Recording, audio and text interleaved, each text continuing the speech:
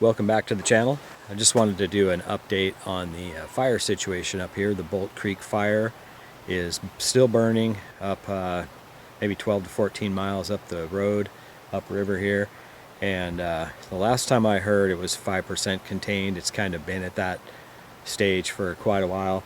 What the fire crews have been doing, from what I've read, is they're just concentrating on creating fire barriers, kind of lines all over the place to protect all the different little towns up here and places like ours. And the fire is kind of moved into the high country where they want it to go, kind of north and into really rocky high terrain, so they're hoping it can stay there. The last few days we've had a lot of smoke. Yesterday and today the air quality is really bad. You can see right now that it's pretty bad. Yesterday afternoon it cleared up kind of later in the day, and at 6 o'clock I went up and took some drone footage, and here's that footage.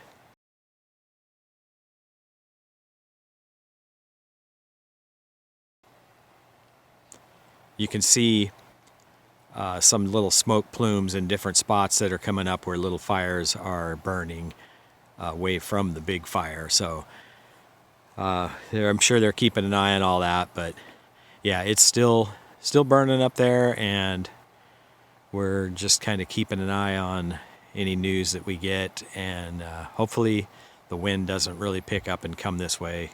That Saturday when we did evacuate, we decided I think it was 10 o'clock at night, we finally thought, you know what, if the fire really kind of went out of control and jumped Highway 2 west of us and blocked us from getting out of here, we'd be in trouble. And the likelihood of that happening was pretty low, but it just didn't seem like the good thing to do, to stay here and wonder all night what was going to happen. So we went down to a little place called Startup, and they had a little area at their event center. It's like an old school and a big play field out there, and we camped out there. We did load up the chickens, all 11 chickens, in the back of the Ford Escort, and that was labeled the Ford Coupe, and chickens did great in there. Jen and I are at a little site where evacuees can camp out, and there's a place over here, little community center, where they have food and drink, and there's a bathroom right here. Our tent is right here.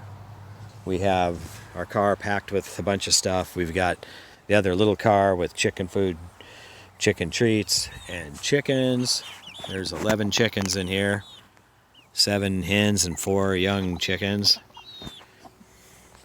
They're all doing pretty good too. We have a guy across the street over here brought us this wire, so we made a little pin. So during the day today we had the chickens out here, except the mom and the chicks stayed in the car, so they all got a little breathing room. Yeah, I've made a couple trips back to the cabin today with my friend Paul, and we were able to rescue a neighbor's car, and everything looks good up there. There's only 2 not so good people up at the corner, but hopefully they leave everything alone. So anyway, we're going to head over to this building. We'll show you that real quick. There's Debbie. She has been here since this morning, and she is the rock behind this whole setup. Mind if I put you on camera? This is Debbie. Hi. So we'll take you inside real quick. Good. I haven't had a full-size oven for them. Oh, it smells so good too. So there's 2 more. So here's a little gymnasium where tables are set up. Put this one in. Keeping them out of our garden beds. I had Hot. Thank you so much for all your hard work. You are more than welcome. And to all the community who brought all this. Yeah, for sure. It's what a community it is. I know. We're so blessed. Then Monday, when we were at the event center, we heard the sheriff talking, and it sounded like the fire had kind of changed course. It was heading north, and he said there was a good chance the evacuation was going to be dropped to like a level 2 within so many days. So at any rate, I had went to dump off a bunch of our stuff out of our car, at my friend Paul's place. So we just kind of made room in the car. While I was there, I ran into my friend Mark, and we came back up here too and looked around, and we took care of a neighbor's chickens, gave them water and food, chickens and ducks. And eventually we ended up coming back up here, and Jen went back to work and stayed at her mom's during the week, and I just came up here to keep an eye on things. And things started clearing up. That day, actually, it was just blue sky and clouds, which was really odd. Now, the railroad has also been assisting with the fires. They had big tankers down in Gold Bar at one point, and they had like the water cannons on top and everything. And I've noticed that our little train bridge that goes over the tracks, it's like sprayed with red, so I'm guessing that's fire retardant. So I'm guessing that the rail companies are protecting their bridges and things like that. There were checkpoints set up on Sunday, and there was one down just past Gold Bar heading east on Highway 2, and then there was another one at the Index turnoff, which is right down the road from us. On Sunday, they started asking to see ID, and Monday also, and they weren't letting anybody come up here that didn't need to be up here, and Highway 2 was closed up a little ways anyway. Now Highway 2 is closed just right out. When we come out onto Highway 2, there's a roadblock there, and you have to show your ID to get through. So they're still being really careful with Highway 2. There's all kinds of fire going on up there.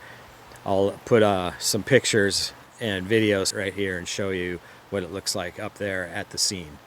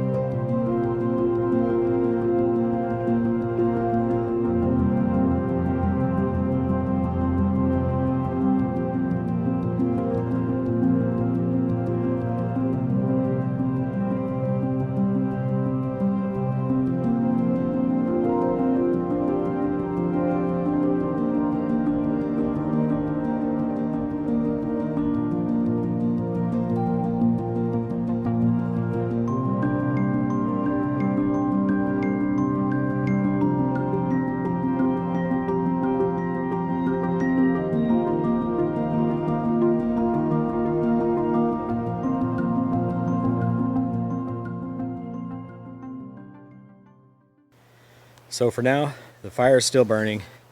We're kind of keeping an eye on things. We're okay here. No structures have been lost throughout the whole valley, I don't believe. I did hear that maybe one old shed burned down or something. So thank you to everybody who wished us well when I put out that video about the fire, and really appreciate you guys and your support.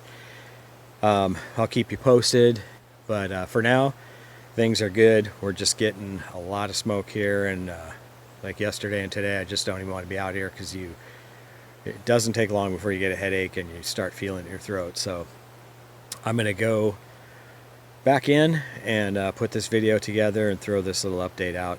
Thanks for watching. See you next time.